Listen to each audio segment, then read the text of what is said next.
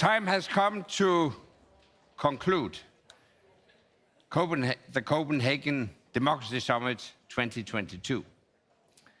The mission of the Obama Foundation is to inspire, empower, and connect people to change their world.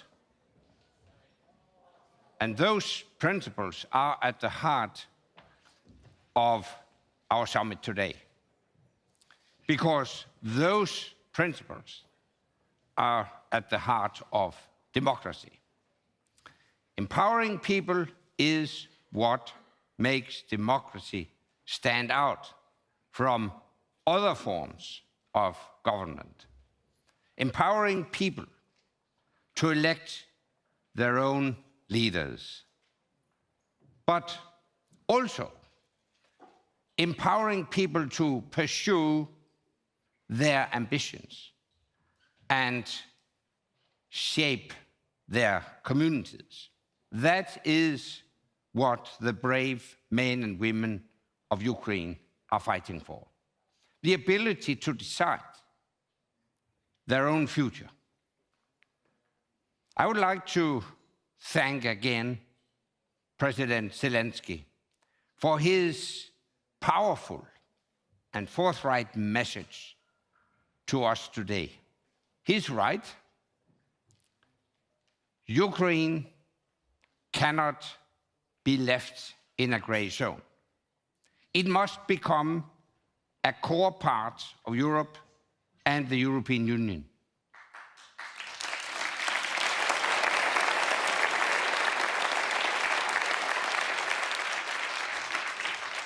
If it does not, it will be a victory for the autocratic world, because Vladimir Putin wants to reset the global order, to tip the balance towards dictatorship, to show that brute force outweighs people's desire for self-determination. He wants a world where powerful autocracies can trample over the rights of smaller nations.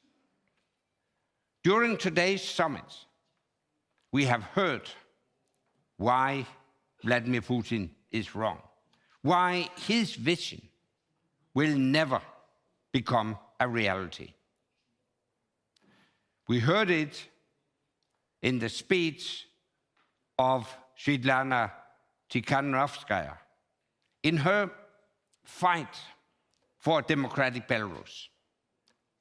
It is a fight we share with her, because Europe will not be free until Belarus is free.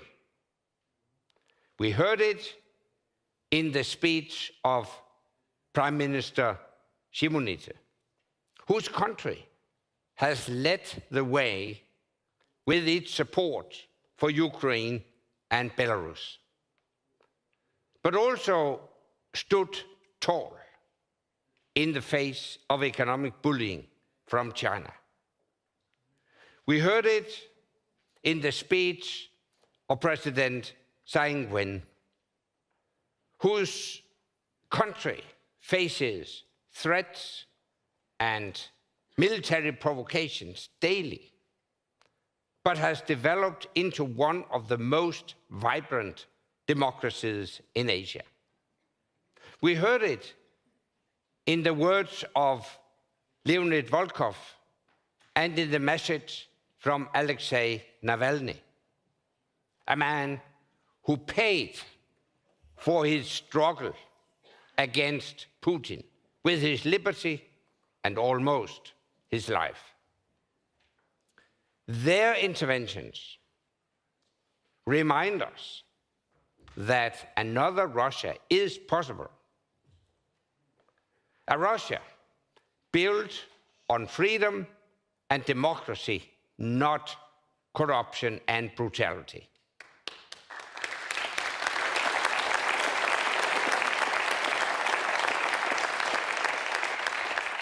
And we see it in the results of the Democracy Perception Index.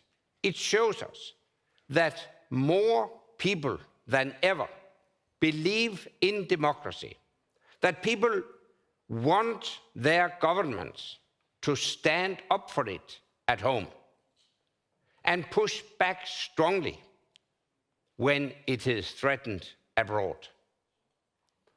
But most of all, we see it in the young participants here today. Young people from Afghanistan, Belarus, Hong Kong, Russia, Ukraine, Venezuela, to name just a few. You represent millions more like you, who understand that freedom and democracy must be fought for. Ultimately, it is your passion and determination that will prove Vladimir Putin wrong. You are the future. Freedom and democracy are the future.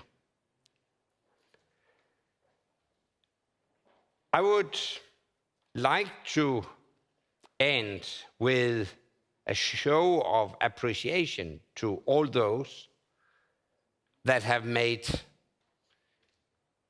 this incredible event happen. Thank you to the dedicated partners and supporters of the Copenhagen Democracy Summit. Without your continued support, this gathering would not be possible.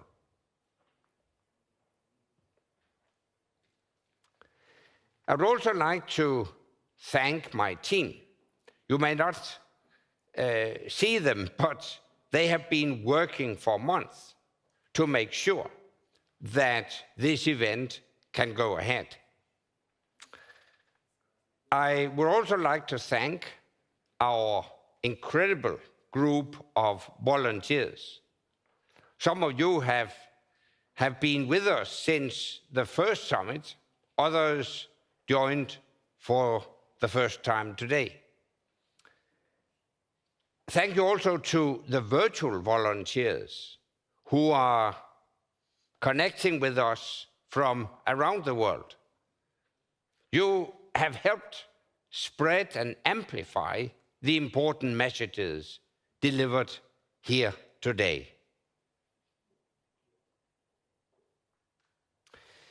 I'd also like to thank Kimberly Chen for her beautiful performance last night.